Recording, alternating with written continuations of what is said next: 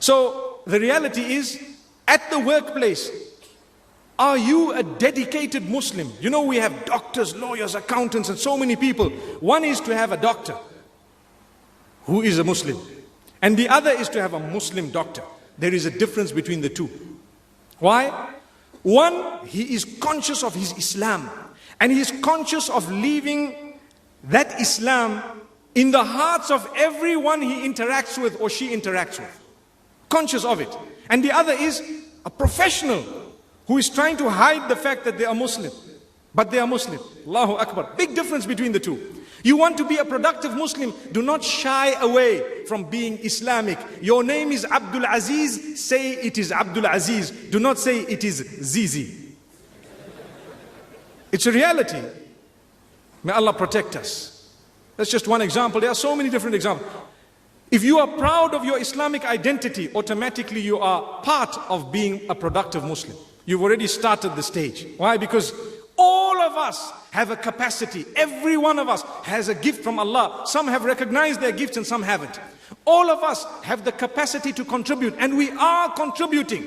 Every one of us, كُلُّكُمْ رَاعٍ وَكُلُّكُمْ مَسْئُولٌ عَنْ رَعِيَّتِهِ. Every one of you is a shepherd, and each one of you is responsible for his or her flock. So we've all been given some form of leadership, some form of gift from Allah. We have energies, we have capacities. Why do we need to use those capacities without confirming our Islam and without confirming the fact that we believe in Allah subhanahu wa ta'ala and we are Muslimin? You are going to work anyway. Whether you're a Muslim, whether you portray you're a Muslim or not, you're still going to work. If you would like to develop your link with Allah, just make sure that they know you're a good Muslim. Amazing. Amazing. And being a good Muslim does not mean you pick a fight with people. It does not mean that you need to be harsh. No, that in fact is a warped interpretation of Islam. We are supposed to reach out to people. Like we say, every non-Muslim is a potential Muslim. Potential Muslim. May Allah grant us the ability to touch the hearts in a way that when He guides them, He makes us a means to at least have touched them. Your character, if you are honest and upright at your workplace, you don't flirt as the others flirt, and people know this man is so good, he's such a professional, he is brilliant in every way, and you know what, he's upright, no flirting, no bad, no bad habits and so on, such a good person. The non-Muslims will be making dua to say, Ya Allah, give us a husband like this.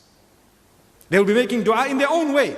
They will be praying in their own way to say, we want a brilliant husband. I know of people who will say that we want an upright Muslim as a husband, and they're not Muslim. I actually have a few examples. People have told me that. And you say, why? Because they don't drink, they don't have bad habits. And I say, oh, alhamdulillah, at least you've seen the right side of us. Alhamdulillah. May Allah grant us goodness. So people gauge or judge Islam based on us. People judge Islam based on us. And we need not shy away from Islam and its teachings, because that's what people need. A lot of the times people later on in life will tell you, you know what, I appreciate the fact that you were a little bit hard, or I appreciate the fact that you were a little bit blunt, because I've learned a lesson from it. We've saved hundreds or thousands by the will of Allah. Why? Because we were not shy of our Islamic identity. To be shy of your Islamic identity reduces your productivity. You cannot claim to be a productive Muslim, and you will not be able to be a truly productive Muslim if you shy away from that Muslim part of the term productive Muslim. May Allah subhanahu wa ta'ala grant us goodness. So the workplace, all of us, let's better our attitude.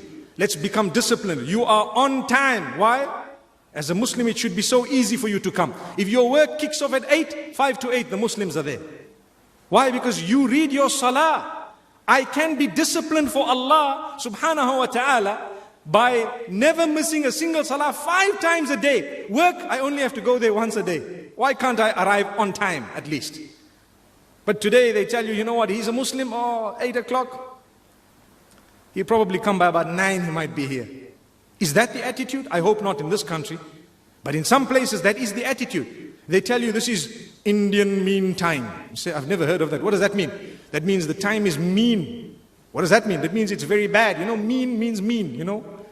So they say that means bad timing. If they tell you 8 o'clock, perhaps at 9 they'll phone you and say, I'm running a bit late, brother. Come on, man. Come on. Is that a productive Muslim?